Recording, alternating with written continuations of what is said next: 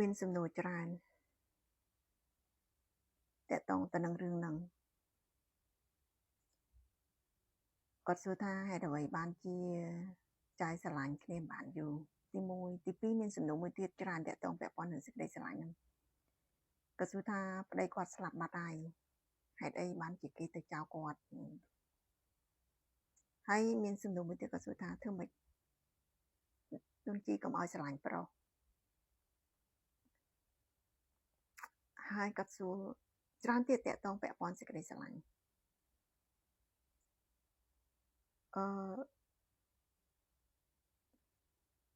ខ្ញុំចង់និយាយ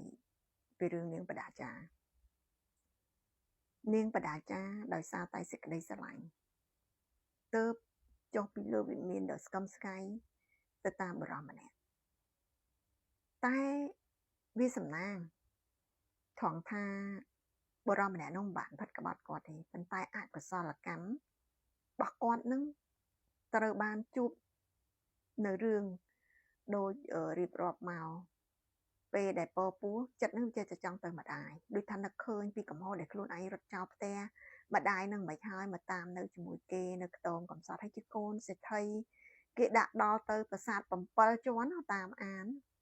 មកនៅតែចុះមកបានដោយសារអំណាចសេចក្តីស្រឡាញ់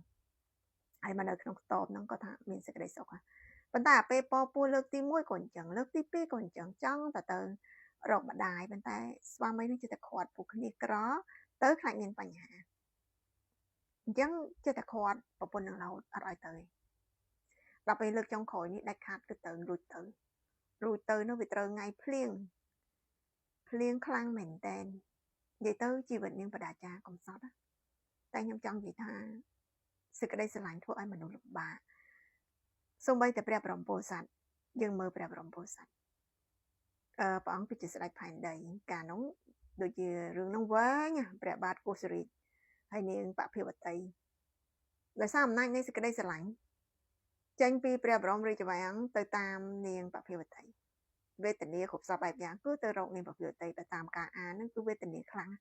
អានេះដោយសារសេចក្តីស្រឡាញ់ហើយនេះបើសិនជាយើងស្រឡាញ់ប៉ះចាំមនុស្សល្អអត់អីណាតែបើស្រឡាញ់ប៉ះចាំមនុស្សអាក្រក់បបួរទៅខូចទៅផ្ដេសផ្ដាស់ដូចខ្ញុំឃើញក្មេងៗមួយចំនួនដោយសារសេចក្តីស្រឡាញ់ហ្នឹងនាំគ្នាទៅហិតកាវទៅជួបថ្នាំញៀនអាហ្នឹងដោយសារសេចក្តីស្រឡាញ់ពវក់មកផ្លែតនឹងឯងខ្ញុំចង់ប្រាប់ពួកខ្ញុំឃើញបងប្អូនដែលសួរខ្ញុំហ្នឹងភាគច្រើនក្មេងៗដែរទេហើយរឿងសេចក្តីស្រឡាញ់នេះចង់និយាយថាមនុស្សឈួតវែងច្រើនណាស់មិនថាក្មេងតាមមនុស្សចាស់ទេអាយុ50-60ឆ្នាំតាប្រុសតាស្រីតាមព័ត៌មានតាមការសួរនាំហ្នឹងគឺវាមានច្រើនណាស់អញ្ចឹងខ្ញុំចង់និយាយថាខ្ញុំមិនបានហាមឃាត់ទេសម្រាប់ខ្ញុំអត់បានហាមឃាត់ទេចង់ស្រឡាញ់ក៏ស្រឡាញ់ទៅប៉ុន្តែ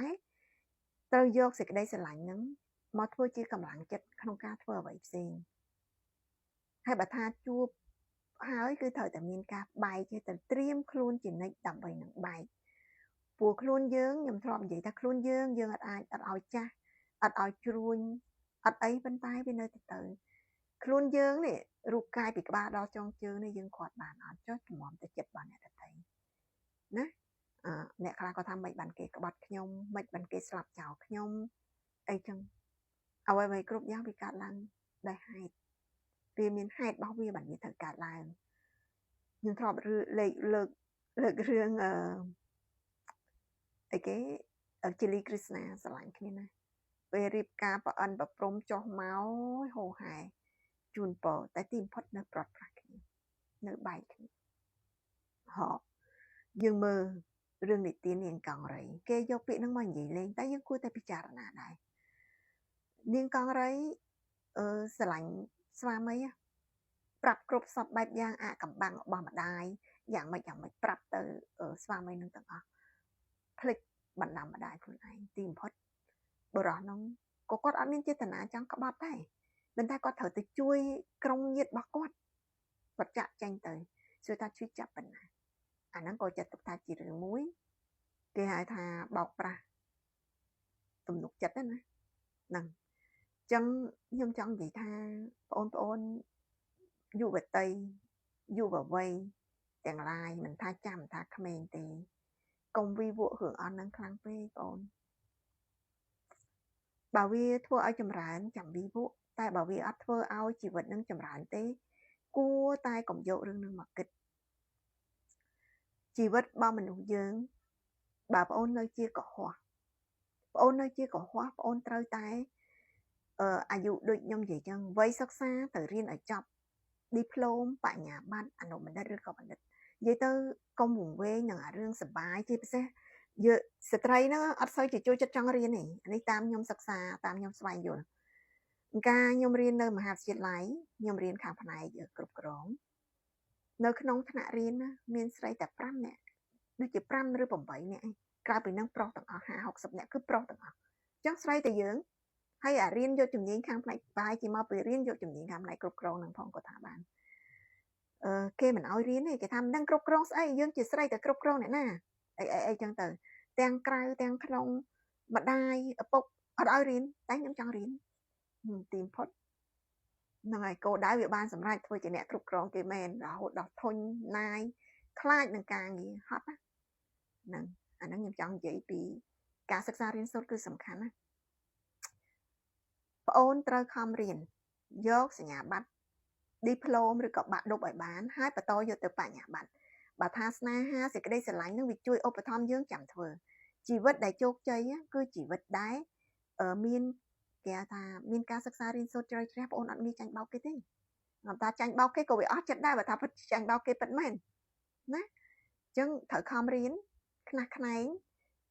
យើងជាកុហកយើងត្រូវមានការងារធ្វើមានការងារមានឯករាជ្យមានហិរញ្ញវត្ថុច្បាស់លាស់អត់មានរឿងអីត្រូវភ័យព្រួយរឹងមាំដូចកន្លងមកនេះខ្ញុំឃើញព័ត៌មានតាក់ទងទៅនឹងកូនដំរីនេះខ្ញុំសរសើរវិរិយៈគាត់ក្លាហានមែនទែនហើយរឹងមាំទៀតអញ្ចឹង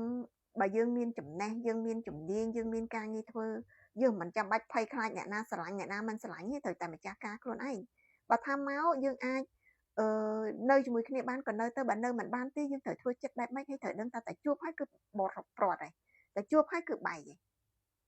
ងអត់គួរគិតរឿងនឹងច្រើនពេកទេបងអូននឹងហើយបើសិនជាយើងបងអូនស្រីណាជាអ្នកបួសព្រោះខ្ញុំឃើញដូនជីមានវ័យក្មេងអីចឹងណាក៏ត្រូវតែគិតដែរថាតើបួសនឹងយកអីគេចង់បានអីគេត្រូវរៀនប្រពុតវចនៈឲ្យបានច្បាស់កុំវែងជាមួយនឹងស្មាតោលៀបយសការៈអ្នកខ្លះគាត់បួសព្រោះគាត់អត់មានតែចឹងចាស់គាត់ទីតัวដល់ចឹងគាត់បួសដល់ពេលគាត់បួសមានបុគ្គលណាម្នាក់ឲ្យលៀបឲ្យយសឲ្យសការៈគាត់វែងជាមួយនឹងរឿងទាំងអស់ហ្នឹងបងអូនត្រូវដឹងខ្នះខ្នែងរៀនសូត្រឲ្យចប់ចុងចប់ដើមនៅប្រទេសជប៉ុនហ្នឹងហើយនៅប្រទេសជប៉ុនខ្ញុំឃើញស្ត្រីខ្លះគាត់រកស៊ីលក់ខ្លួនដើម្បីយកលុយទៅរៀនបញ្ចប់មហាវិទ្យាល័យឬក៏អនុបណ្ឌិតឬក៏បញ្ញាបត្រឯកសារបញ្ញាបត្រទាំងអស់នេះគឺសំខាន់ណាស់បងអូនមិនមែនរឿងស្នេហារឿងស្រឡាញ់ស្អប់នឹងយកទៅធ្វើការនៅក្នុងក្រុមហ៊ុនអង្គការឬមួយកន្លែងណាមួយបានទេអត់បានទេវានាំតែយើងបញ្ហាតែប៉ុណ្្នឹងឯងជាងខំធ្វើការហើយបើថាមានសំណាងបានជួបមនុស្សល្អអូខេហើយបើថាជួបមនុស្សមិនល្អទេក៏អូខេទៅតាមនឹងព្រមទទួលព្រោះសំខាន់ធ្វើខ្លួនឯងឲ្យរឹងមាំធ្វើខ្លួនឯងឲ្យច្បាស់លាស់មានលុយមានហិរញ្ញវត្ថុខ្លួនឯងឲ្យបានត្រឹមត្រូវជីវិតឯករាជ្យហើយសុបាយណាបងអូនកុំគិតរឿងអស់នឹងច្រើនពេកអ្នកខ្លះគាត់មានលុយច្រើនណាមានប៉ុន្តែគាត់រកអ្នកណាជាដៃគូជីវិតមួយអត់បានខ្ញុំចេះតែឆ្ងល់គាត់ទៅដាក់កងឬមួយទៅដាក់កូនយកកូនមកអីចឹងទៅខ្ញុំអត់បន្ទោសទេសេចក្តីស្រឡាញ់ប៉ុន្តែពិបាកហត់នឿយតែជាគាត់អត់ដែរគ្រប់គ្រងគេក៏មកយ៉ាងម៉េចតែជីវិតខ្ញុំតាំងពីអាយុ19ឆ្នាំរហូតមកដល់ពេលនេះខ្ញុំធ្លាប់បានគ្រប់គ្រងក្នុងផ្ទះក្រៅផ្ទះកិច្ចការងារផ្សេងទៀតហត់នឿយហើយចិញ្ចឹមមនុស្សហ្នឹងក៏ច្រើនអញ្ចឹងបានជាមកបួសសម្រាប់ផ្លូវកាយសម្រាប់ទាំងផ្លូវចិត្តហើយនឹងរៀនឲ្យបានច្បាស់បើយើងជាដូនជីយើងត្រូវរៀនឲ្យបានច្បាស់